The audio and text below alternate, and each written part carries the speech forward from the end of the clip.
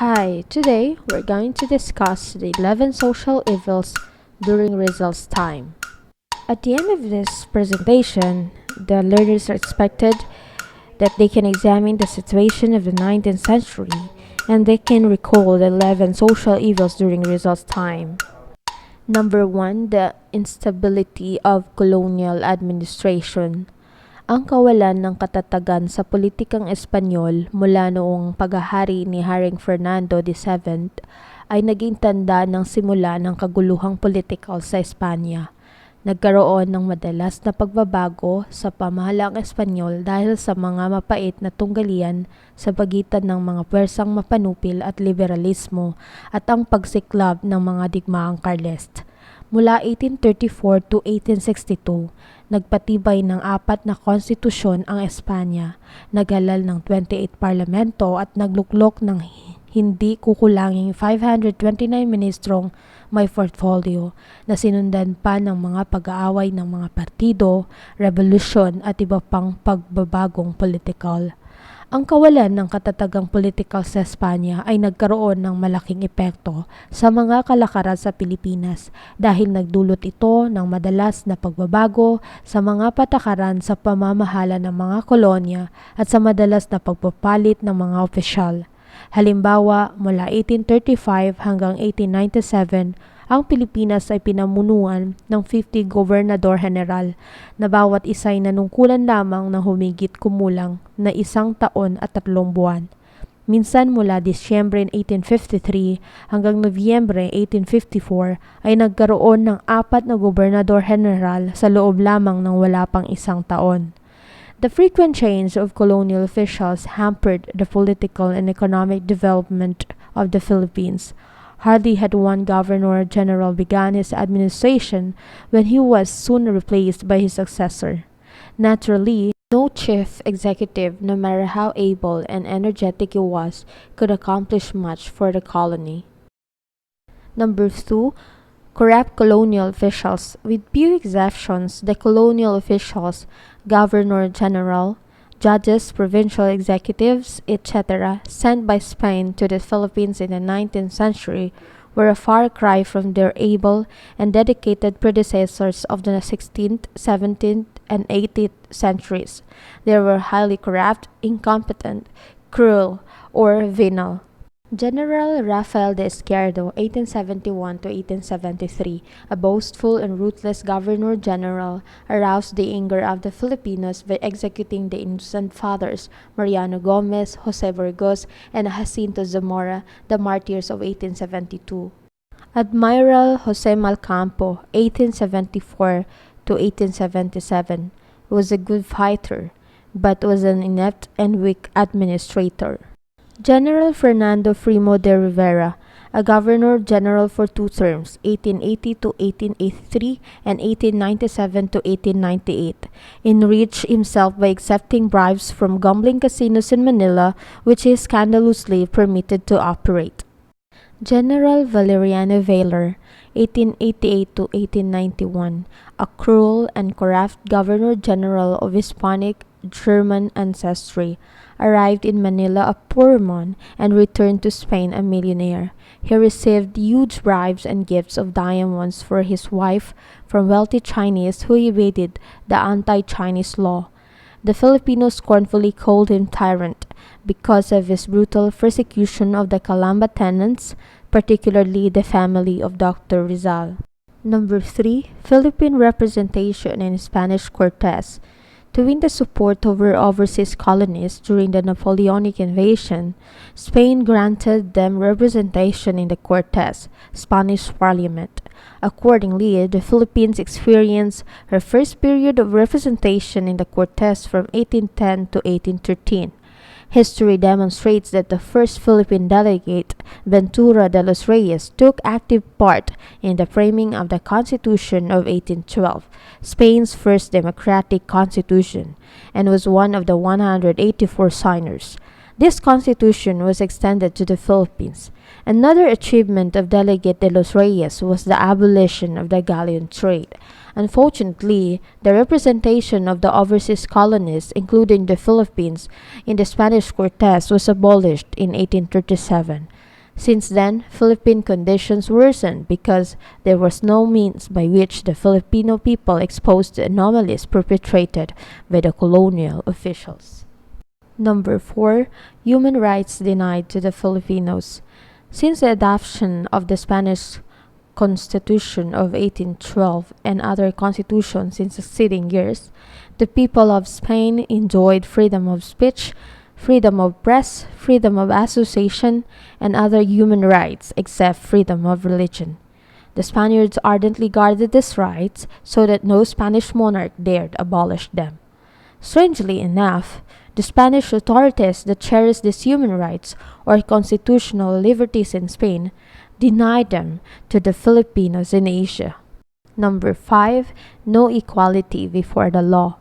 The Spanish missionaries who introduced Christianity into the Philippines as early as in the 16th century taught that all men, irrespective of color and race, are children of God, and as such they are brothers, equal before God. In practice, however, the Spanish colonial authorities who were Christians did not implement Christ's precept of the brotherhood of all men under the fatherhood of God. Especially during the last decade of Hispanic rule, they arrogantly regarded the brown-skinned Filipinos as inferior beings, not their Christian brothers to be protected, but rather as their Majesty's subjects to be exploited. To their imperialist way of thinking, brown Filipinos and white Spaniards may be equal before God, but not before law, and certainly not in practice. It is true that the Leyes de Indias, laws of the Indies, were promulgated by the Christian monarchs of Spain to protect the right of the natives in Spain's overseas colonies and to promote their welfare. Consequently, the Filipinos were abused, brutalized, persecuted, and slandered by their Spanish masters.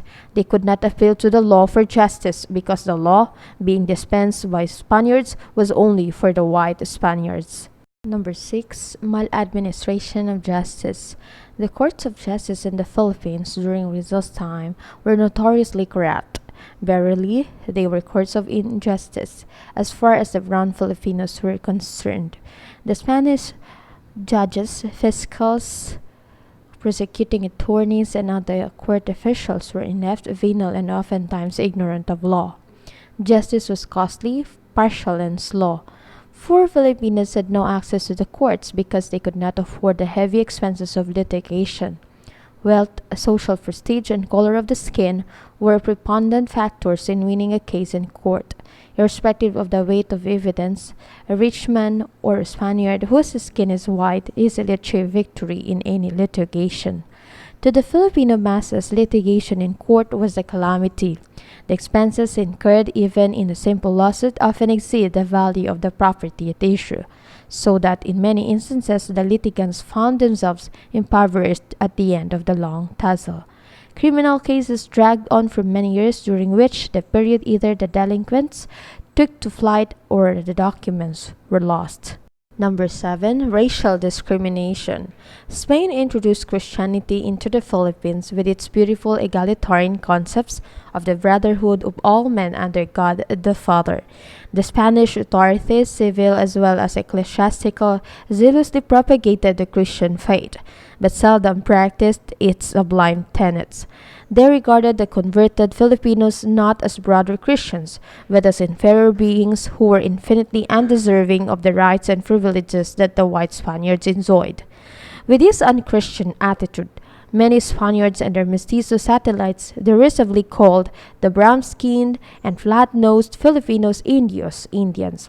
In retaliation, the Filipinos dubbed their pale-complexioned detractors with the disparaging term bangus, milkfish. During Rizal's time, a white skin, a high nose, and a Castilian lineage were a badge of vaunted superiority. Hence, a Spaniard or a mestizo, no matter how stupid or mongrel born he was, always enjoyed political and social prestige in the community. Number 8. Philocracy. Owing to the Spanish political philosophy of union of church and state, there arose a unique form of government in Hispanic Philippines called philocracy, philocracia, so named because it was a government by friars. Duties of a friar aside from his priestly duties. supervisor of local elections, inspector of schools and taxes, arbiter of morals, censor of books and comedies, stage plays, superintendent of public works, and guardian of peace and order. A friar could send a patriotic Filipino to jail or denounce him as a filibuster traitor, to be exiled to a distant place or to be executed as an enemy of God and Spain. Rizal, Marcelo H. del Pilar, Graciano Lopez Haina, and other Filipino reformists assailed philocracy, blaming it for the prevailing policy of obscurantism, fanaticism, and oppression in the country. Rizal, for instance, denounced the friars as the enemies of the liberal reforms and modern progress in the Philippines. Philocracy had two faces. Its bad face was darkly portrayed by Rizal and his contemporaries by way of retaliation against certain evil-hearted friars who persecuted them. For the sake of historical truth, the good face of philocracy should be known. In the felicitous opinion of Dr. Josefi Laurel, it would be a gross ingratitude on the part of the Filipinos to be conscious only on the abuses of the friars, and to close their eyes to the beneficent influences of the ecclesiastical element on the life of the Filipinos. Credit must certainly be given to the Spanish friars for having introduced Christianity and European civilization into the Philippines. To them, the Christian Filipinos owe a lasting debt of gratitude, the only nation in Asia with an Oriental, Latin, and Hispanic American cultural heritage. Number 9. Forced labor.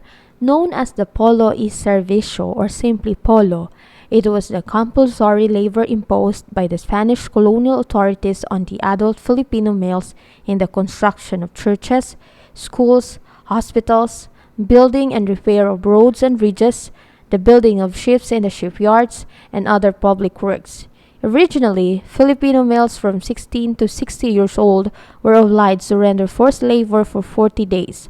Later, from 18 to 60 years old and reduced to 15 days of labors to be rendered. Not only native Filipinos but also all male Spanish residents from 18 to 60 years old must render forced labor. But this particular provision was never implemented in the Philippines for obvious reasons. Falia was a sum of money paid to a government to be exempted from the polo. Number 10. Haciendas owned by the friars. During Rizal's time, the Spanish friars belonging to different religious orders were the richest landlords, for they owned the best haciendas in the Philippines. The rural folks who had been living in these haciendas and cultivating them generation after generation became tenants. Naturally, the natives resented the loss of their lands which belonged to their ancestors since pre-Spanish times. Legally, however, the friars were recognized as legal owners of said lands because they obtained royal titles of ownership from the Spanish crown. No wonder these friar haciendas become hotbeds of agrarian revolts, inasmuch as the Filipino tenants regarded the friar owners as usurpers of their ancestral lands. Number 11. The Guardia Civil. The last hated symbol of Spanish tyranny was the Guardia Civil constabulary, which was created for the purpose of maintaining internal peace and order in the Philippines. It was patterned after the famous and well-disciplined Guardia Civil in Spain.